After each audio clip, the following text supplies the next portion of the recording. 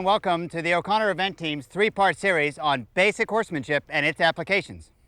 We'd really like to thank State Line Tech for their main title sponsor, and we'd also like to thank Strongid Ed Lengid for helping us put this series together. You know, Karen and I are really excited about bringing you this three-part series, and we are sure that you're going to enjoy watching and learning some of the techniques that we've developed over the years that have brought us great successes and a tremendous amount of enjoyment in our horse world.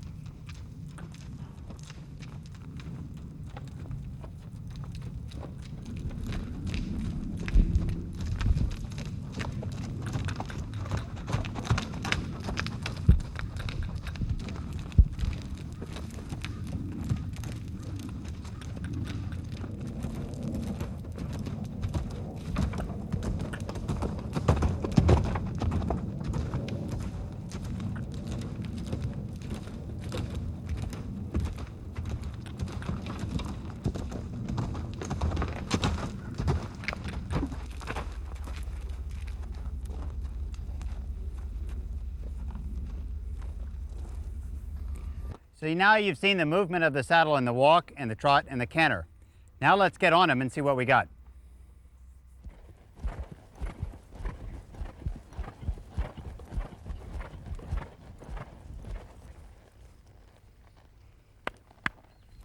Welcome back, everyone.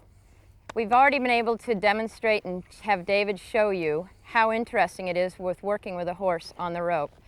Tigger was really great at it, and David was able to also show us how subtle a rider's body language can affect a horse and how comfortable the horse is with those subtleties of body language. You know, body language becomes even more apparent when the rider's weight is on the horse's back. What we're going to try to do today is to be able to demonstrate the same types of footwork and the same types of communication, but now with the weight of the rider on the horse's back. You know, dressage or flat work, whatever anybody really wants to call it, comes down to two things.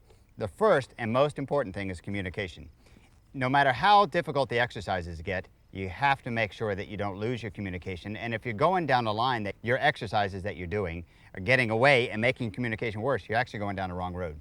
So, number one is communication, and two is about creating an athlete. To make a horse more coordinated, more available to himself to be able to do whatever job you want to do. That becomes the important part about all of the flat work. And so you have to understand of tying, just like we did yesterday, with the pressure. Why does a horse do what we want him to do? Same thing when you're on him, that if I ask a horse to go ahead and take the reins and ask him to put his head down, how do I do that? Why does a horse put his head down? Well, if I put a little bit of pressure on the bit, yeah, and he puts his head down, I immediately am going to reward. That's what I'm looking for. Why does the horse go forward? I put my leg on and he answers me, I take my leg off. That's an important part of tying all of the work that we're going to do on the horses as the same work that we do off of the horses. So how do you talk to them? Well, the other thing that's really interesting is that the ongoing challenge for the rider is to be able to understand this all in your head intellectually, but now we've got to be able to have such an independent body so that the communication is so clear to the horse that they really have a very simplistic way of thinking about doing the tasks that are before them. I always think that our job is to make it very, very easy for the horse, and as you are more experienced in your riding, you'll find that the complexities of that lie on the shoulders of the rider. I think it's really important that we understand that to move with a horse, you have to understand what happens underneath you. So in all of the three gaits, in the walk, a horse moves a certain way. In the trot, he moves a certain way. In the canter, he moves a certain way.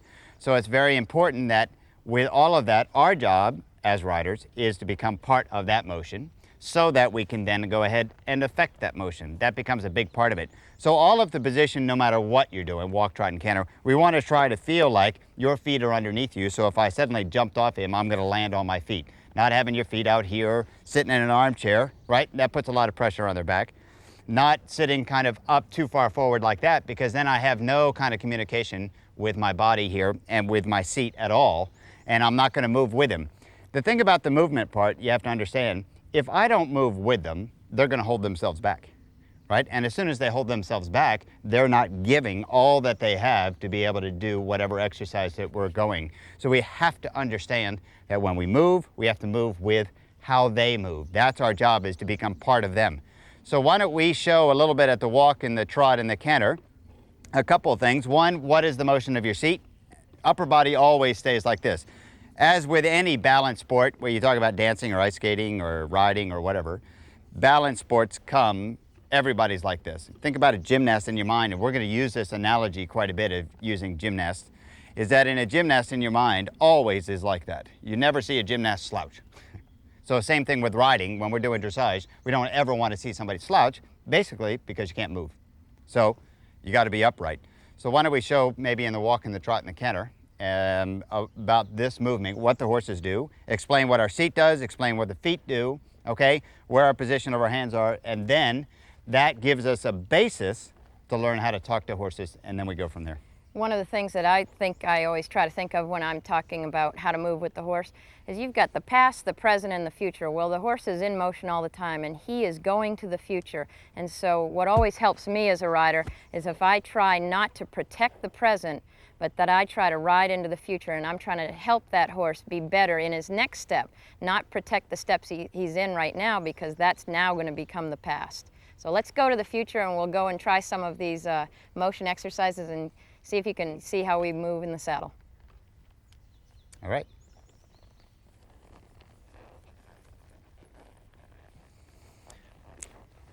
So at the walk, when we're walking along, if you watch Karen's seat here, you see that the primary motion at the walk, more than anything else, is kind of forward and back. That's the big deal. So your saddle moves forward and back, and your seat wants to follow that motion, just forward and back. Just not trying to push, just trying to follow the motion. The other thing that I want you to notice is, as we come maybe walking directly to you, is that if you just let your legs kind of hang out and just let the walk, take your feet out of the stirrups, and you just walk along, I'll show you here with my feet that a horse basically moves your feet kind of one at a time. We can even do it from the back side, turn around, so that if I have just hanging out and I'm not doing anything, he swings my legs kind of one at a time. And if he swings my leg one at a time, then when I want to use my aid, I use my aid within that motion. One at a time, one leg individual at a time. That's what we're looking for. Well, you know, you have the most influence when that leg is up off the ground, so that's why it makes so much sense for the rider to be able to use their leg when the horse's hind foot starts to come off the ground. So it becomes really important that you understand the theory behind all three of the gaits. The walk has 4 beats, and if you watch the sequence, it's obvious that the horse moves one leg at a time, starting with the outside hind leg, then he goes to the outside 4, and then the inside hind, and then the inside 4. And it's critical that we learn that and start to feel it so that we have an influence on the horse's gait from one step to the next. The other thing that's interesting about the horse moving the rider is that the horse also at the walk bobs his head up and down every stride. He can't help it because of the way he moves his feet. With that, the rider wants to be able to move their elbows and follow that horse's head and neck. I find that that's one of the most difficult stages of a rider's education, to be able to learn how to follow the horse's mouth.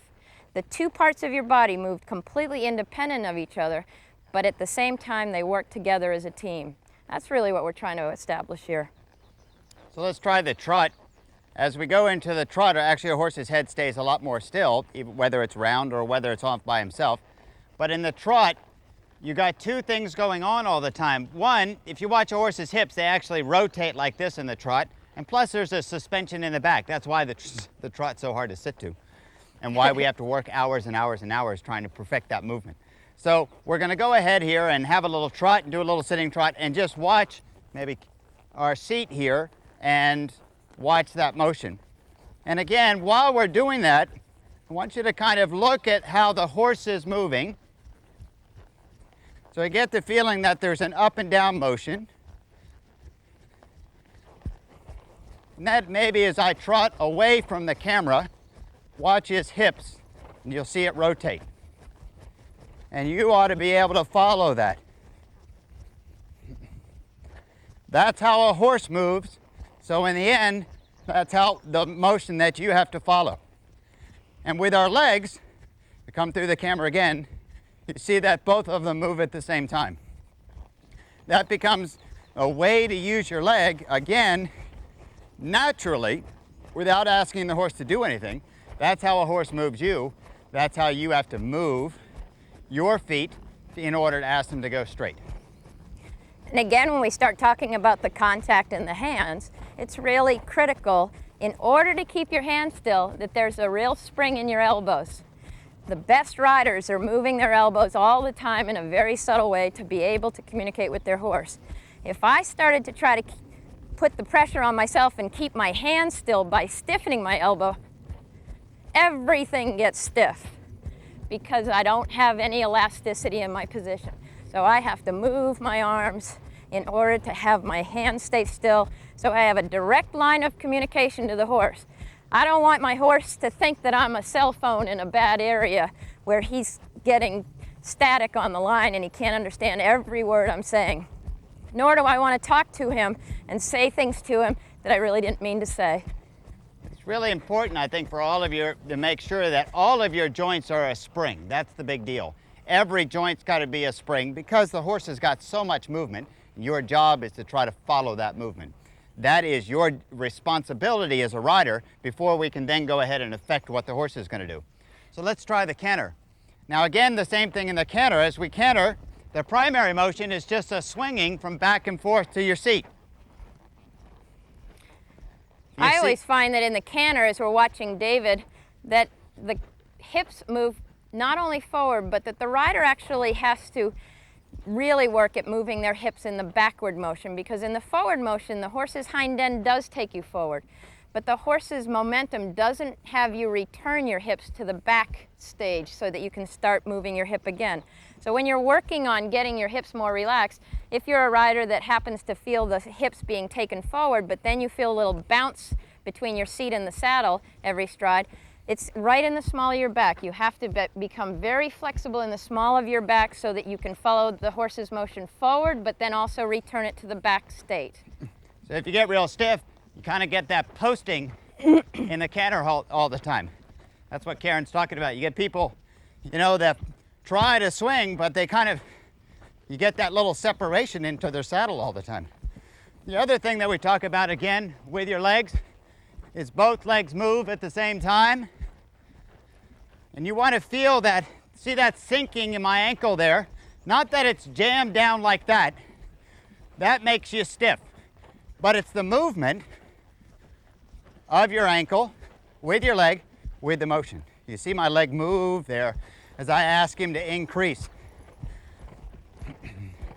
So again, you're trying to become part of the horse's motion. That comes straight at the camera. You'll see that both ankles move within the motion.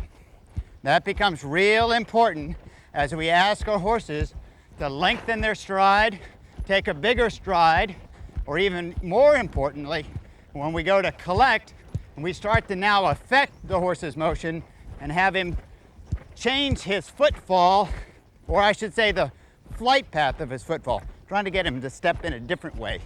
And that becomes real important, that you're trying at that point trying to create motion, not take away motion. If I sit real still, I take away motion. I've got to move in order to become part of him. So those are really the basics of starting to learn how to talk to your horse and be able to go from there on the flat. Without that type of movement, we really have nothing to start with, because the horse is always going to be in a situation where he's holding himself back from you. Your job is that you have to become part of your horse's motion.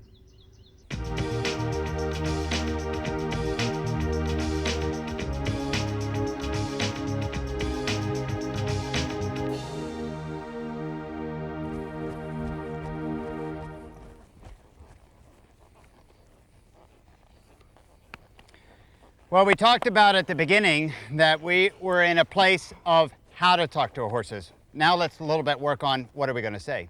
One of the things we want to understand is, why do we put our horse's head down? Why do we ask them to be round? The thing you have to understand, a horse uses his head and neck as a counterbalance. If he's cantering really fast out in the field, galloping and makes a quick turn, you watch horses and they actually take their head and neck to the outside. It's the easiest. They throw their body over, they take their head and neck to the outside, and that is the easiest way for them to turn.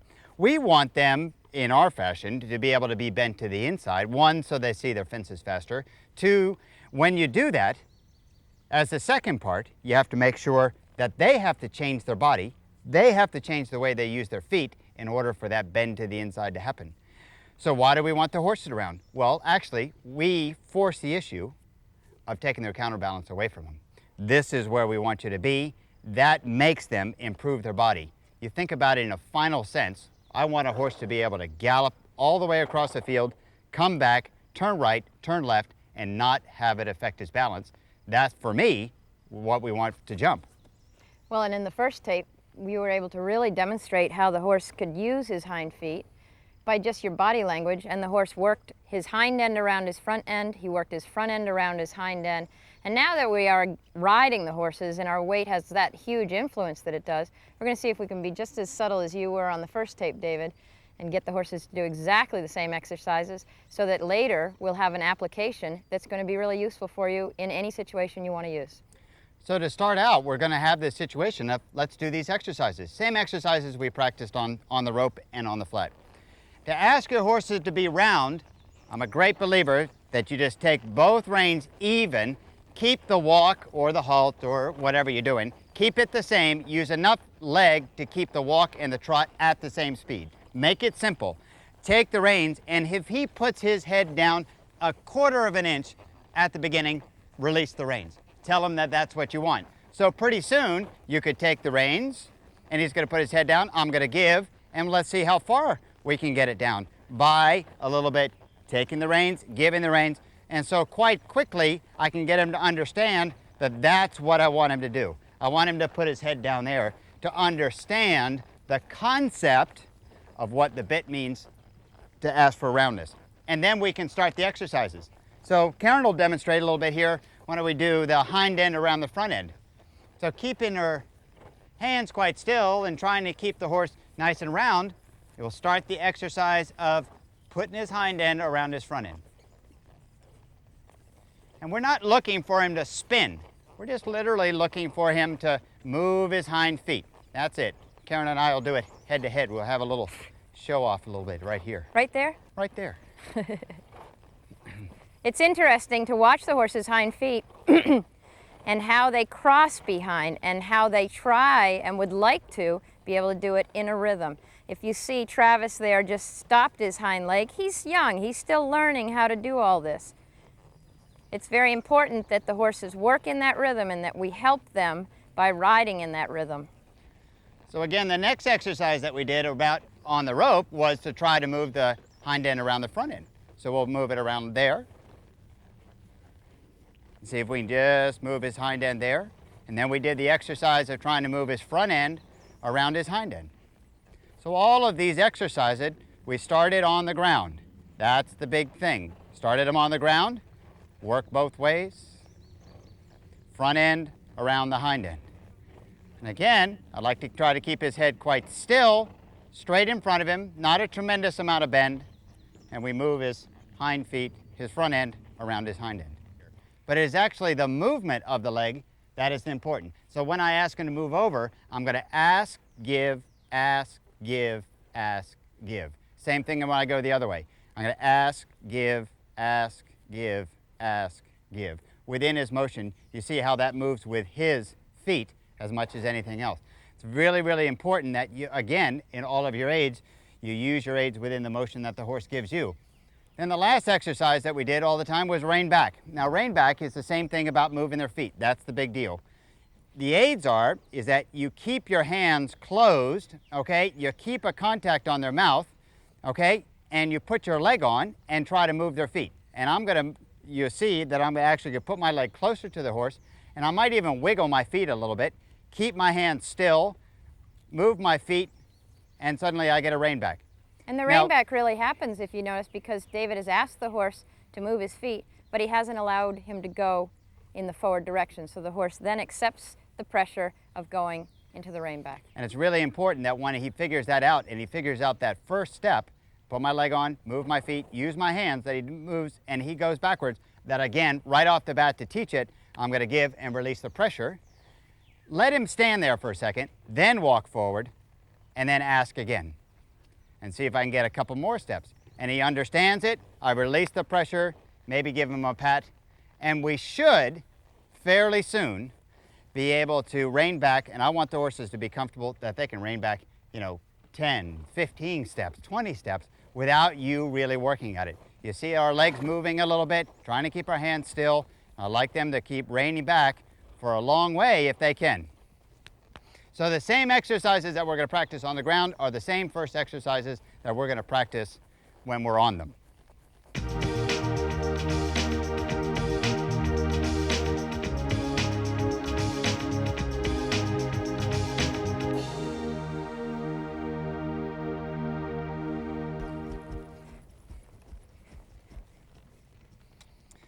All right, we've talked a little bit about how to say things and what to say, and we're going to continue on that line of more, what can we do? And now we're going to talk about trying to improve the athleticism of the horses. We're going to talk about footwork and what exercises can we do.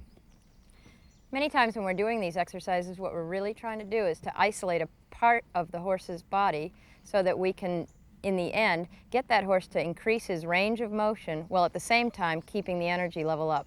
Words that get flown around all the time are engagement and impulsion.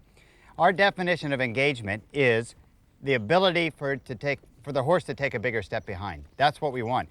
If we can get the hind feet to get closer to the front feet by taking a bigger step, then the next stage is for him to carry more weight with it.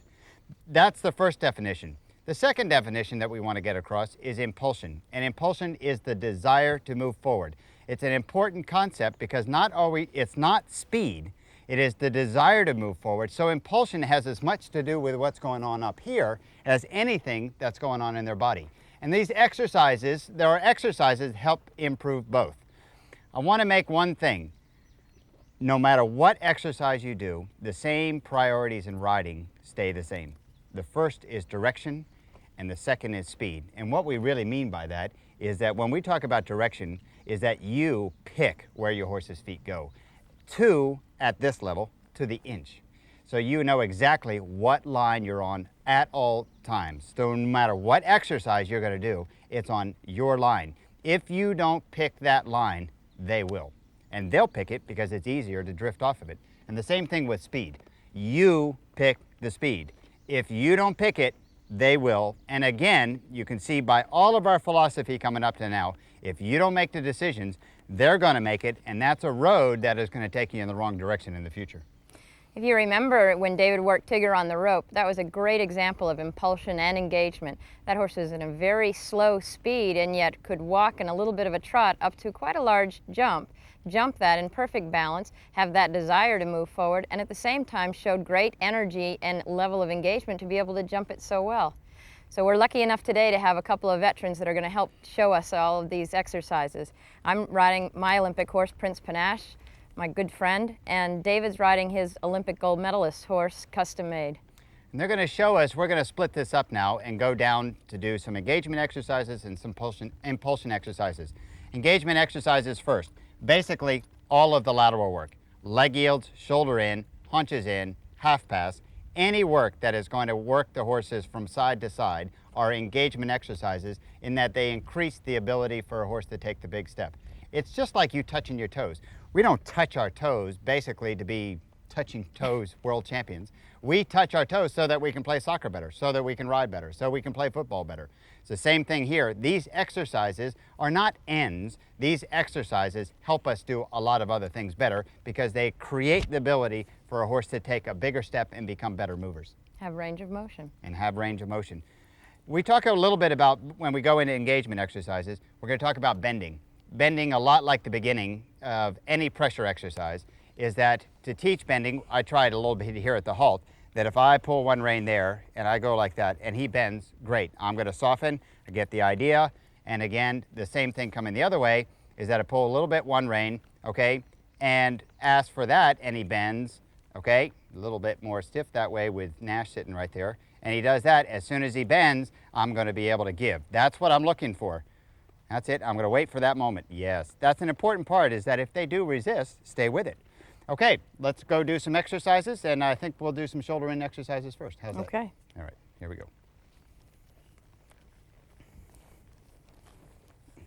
And we're going to do these exercises a lot at the camera and a couple times away from you.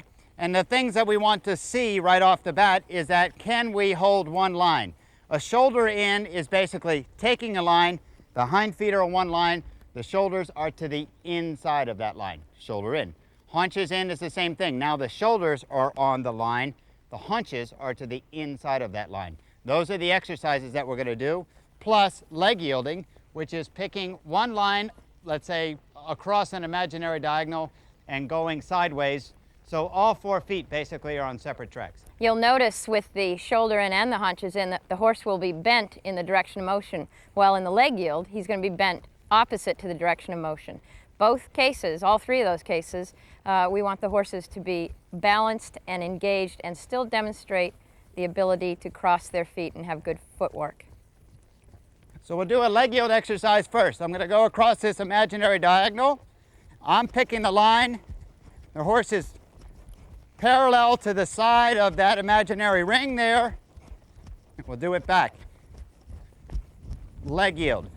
Picking the direction. He's bent to the right, moving to the left, and seeing if I can make every step the same. Look at the crossing of the feet. That's one thing that we're looking for all the time. So you see Karen doing a great leg yield there. And that's a very good exercise. The shoulder in. So I'm going to try to come up straight up a center line now. Put the hind feet on one line. He's bent off to the right. The shoulders are off another line. And can I hold that line for every step? That's what we're looking for in a shoulder in. Now, in a test, we only want to see that the outside hind leg's on one line and the inside foreleg, the inside hind leg are on another line. So we'll do it again. Pick a line, shoulder in. You get a little crossing behind, and that's what we're looking for, is that step. In order to get this lateral work, again, Karen's feet and her leg are asking the horse to move a little sideways once we're on that line. Then another exercise that we can do is haunches in. So now I'm going to put the front end on one line and the haunches more to the left of that line. And again, that line's got to stay the same. Now we start a bit more of a difficult exercise in that the horse is bent towards the direction that he's going. All the time I'm trying to use my leg in rhythm with both the hind leg that you're asking to cross and the diagonal foreleg that it moves in its sequence with. In David's case, he's using his right leg in rhythm with the right hind leg and the left fore. I'm going to switch here and do a right haunches in, and now my left leg is working in rhythm with the right front and the left fore when it's up off the ground. And the final exercise that we're going to practice here is a little bit more complicated and harder for the horses feet-wise, is the half pass. That I can start on one diagonal line, unlike the leg yield, which was bent away from the direction that we're going. This one's going to be bent towards the direction that we're going.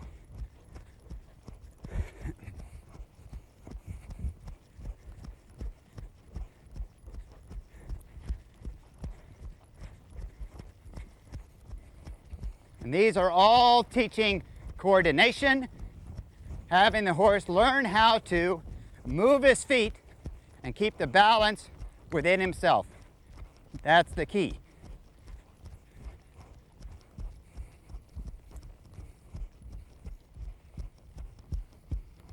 A great half pass there by Karen. You see the crossing behind, see the footwork? Now those are the exercises that are a lot like what we call touching our toes. Those are great engagement exercises. What are some other engagement exercises? Oh, I think any lateral work is going to be engaging, but also moving the horse around its feet. And also I like to use the rein back as a engaging exercise as it pertains to downward transitions. When you do a downward transition, it engages the horse to do a downward transition.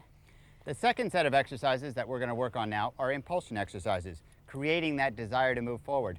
And one of the biggest things that we practice all the time is lengthening and shortening. We do more lengthening and shortening in the canter than any other gait. One, because I think it's the most natural for the horses, all the way back to evolution times. 300 million years ago, horses ate and they ran when something showed up. So to me, the horse's canter is their real natural gait. And so we lengthen and shorten.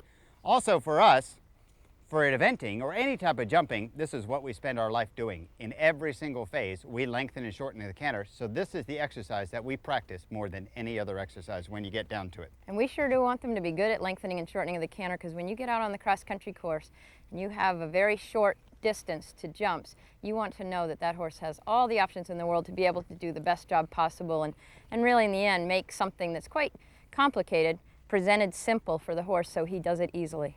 I'm going to show you something here. I'm going to hop off. When we lengthen and shorten, one of the biggest things that we're looking for in order for a horse to be balanced is for this pelvis to rotate. If we can get this thing to rotate, the hind legs come up underneath them and then we can get weight. So, good man, what I'm going to do is I'm going to be a little kind of cruel to him here. Not cruel to him, but I'm going to surprise him here and then I'm going to kind of goose him in the butt. Watch this pelvis. If I push him there, you see that thing rotate, and people are talking about having their backs come up into you. That's exactly how I do that.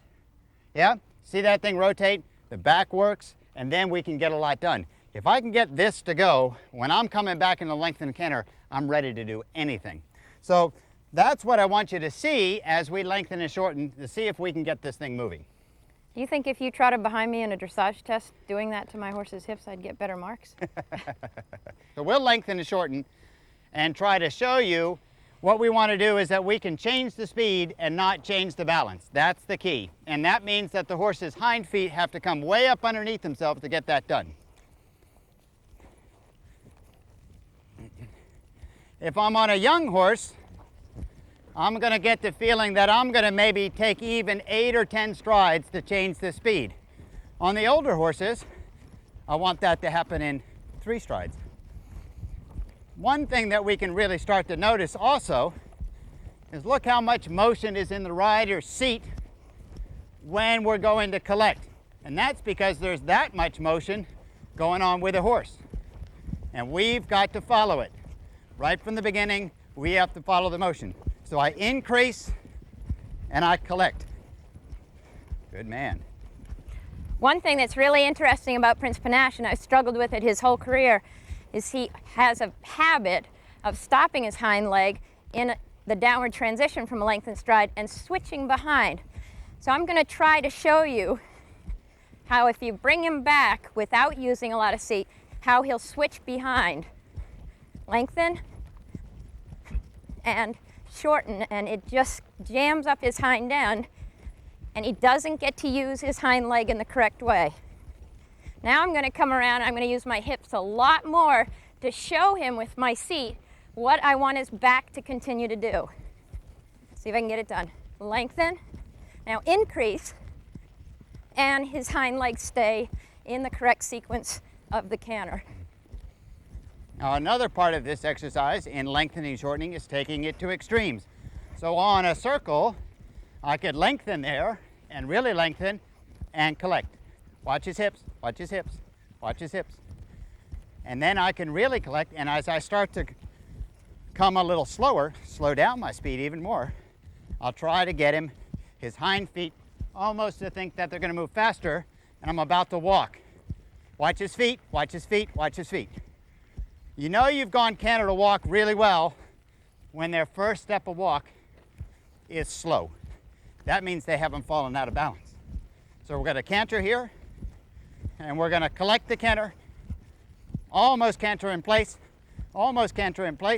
and walk. And again, watch that hip motion as we try to get him to reach way up underneath himself to start to carry that balance. This is a great exercise. This lengthen and shorten the canter, canter to trot to canter, canter to walk to canter, trying to keep the horses in the same balance. The key to it is keeping moving. Move your seat, move their back. Initiate that movement like we talked about with their hips.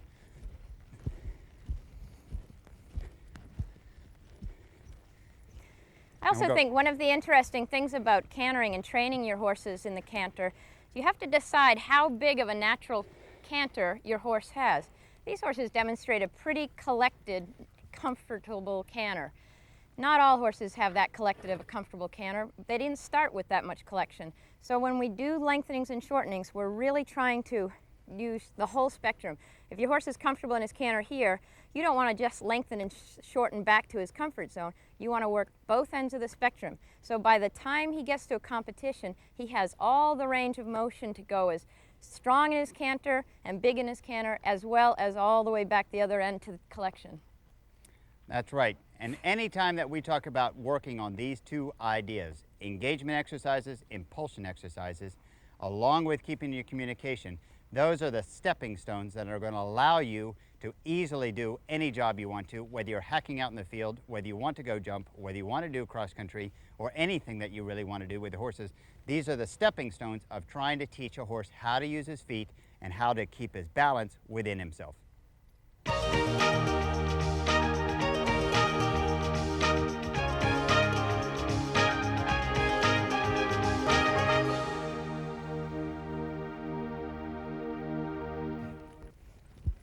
So we started an exercise in the lengthen and shorten the canter.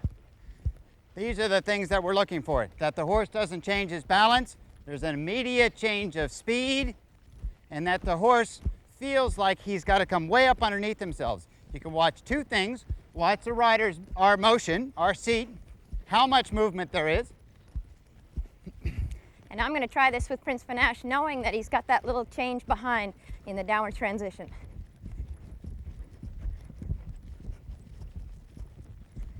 All right, I'm happy with that. As I come down on Taylor, I'm going to have a big move, a real gallop, and see how quickly, how much movement. There. In 2 strides, which is about as fast as you're going to get it, there's a lot of action. There's a lot of movement that's got to happen for the horse to be able to stay and collect the canter and be able to stay within himself. Now, having had a good first one for Prince Panache, who finds this difficult, now I'm going to try to have a little bit more transition forward and more transition back.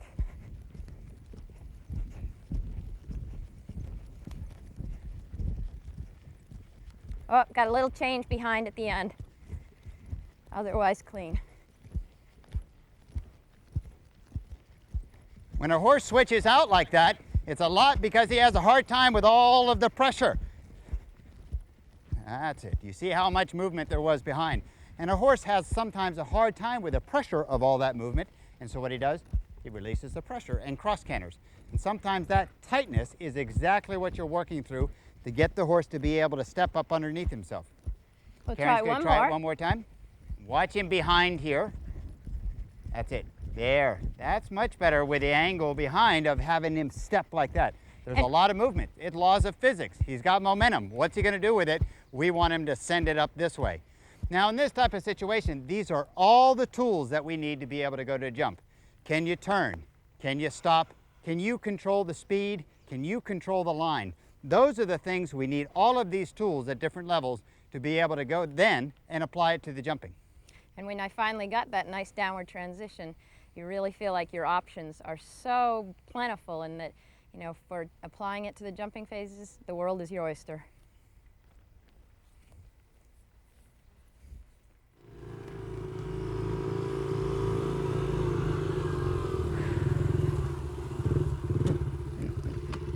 Whew. Well, that was a good bit of breeze. Yeah, it was good fun. Gosh, the Virginia sun is hot, and so that felt good. I thought we should recap a little bit. We've talked a lot about communication. We've talked about pressure on and pressure off and how it pertains to our whole method of training. Yeah, one of the interesting things was that first thing we did, remember with the saddles, was the first time I ever saw that, with looking at a saddle from the top, I was amazed by how much motion there is and how much motion that we have got to follow. which gives you a responsibility from a rider's point of view, because I do believe there has to be a level of fitness. Just like with the horses, we did exercises, lateral work, little footwork exercises. I think, you know, touching your toes, stretching exercises, doing all those kind of things as a rider is really important, because you have a responsibility, and your responsibility is to be able to follow that. All of the position is quite simple. I mean, basically, position is number one, not to fall off, no matter what the horse do, and it's going to be that simple. But the second thing is about how do you talk to them, and always being in the right place to be able to communicate with them. And your position is no more or less complicated than that. But now you're a whole lot stronger person than I am, but I don't think together we ever feel that one can't ride a large range of horses, because it's all about leverage and being able to get that level of fitness to be able to hold a position for a long period of time. And also with the idea about having pressure, you know, about putting pressure on, pressure off, is trying to get as subtle as possible. That's a big deal. Over time, you want to become more and more subtle. That means when you squeeze one muscle in your leg, you've got to make sure that the rest of your leg is as quiet as possible. That's exactly. Sure. Well, now how does that relate to things that seem to be just so difficult for a lot of people to master, those lateral movements, shoulder in, and leg yield, and half pass? Well, I think people ought to make it simple. They get intimidated because they want to make it too complicated, and you want to make it simple. Is that thinking about a shoulder in is one, thinking about your direction first. Yeah, that's your big deal, and your speed within that line. Where are your hind feet? Where are the front feet? Can I put them on two different lines? Can I have them bent away from the direction? And then leg yields too, bent away from the direction, pick a line, try to go sideways to it, and keep your horse parallel. Make it simple about it, so it's simple for the horse. And then straighten the horse, and then try to experiment with it over time. This isn't going to happen in a day, but over time, see if you can get the horse to be bent in the direction and make it so that it turns into a half pass. And to make it simple, that's a big deal. You know, people want to make it too complicated, Sure. I feel. Now you say make it simple. I think when I say that, I always put my mind into the horse's mind and try to see how simple is it for the horse, because really what we want to do is make it simple for the horse. If we make it simple for the horse, that can be a little complex and take a little bit of time for us to be able to master that. But in the end, it makes it so much fun for both the horse and rider because we've made it simple for him to understand. As another lesson, I think it's always important that the horses are a little one-sided. They'll be not as good one way as they will the other. And I think it's important that when you're starting an exercise, do their easy side first. Do their easy side and then do their harder side, so that the horse understands the concept, and then on his more complicated side, go from that. Well, now we've got a whole bunch of fun things to do now that we're going to go into the next program, which is jumping. But one thing for sure, we've got a thread that is going to go right through the whole fabric of our training, and that's about communication, and it's about the idea of pressure on and pressure off, and being able to choose our direction and choose our speed. And also being a leader. You know, to always make sure that you're the one that's leading. You're the one that's being the dominant one of the two of you. I think that's an important point, because if you're not, then the horse will take over. And that way you can make it fun. You know, don't get stuck on an exercise forever. You know, if they do it well and they come back and they do it well again, good. Go do another game, you know, and think of it as games. And if you think of them as games, I wonder if I can do that. I wonder if I can do this. I wonder if I can do that. If you can make it a game like that, the other horses will never really shut off, because it's always fun and interesting to work with a partner. Now, don't you think that some horses have more leadership qualities or leadership desires than other horses? No question. That would be in a herd too. You know, you'd have Sure. stronger horses and weaker horses, and you have to realize what your horse's personality is like, and adjust yours to that. There's Sure. no question. Well, why don't we take it down to the jumping arena, and we'll start trying to put some of these basics that we've been trying to have all the way through and put it into the jumping phases. We're just going to apply what we've already done and do it over fences. It's all the same thing. Let's go do it. All right. Why don't we pick our direction and speed on these bikes, and we'll meet you all down there.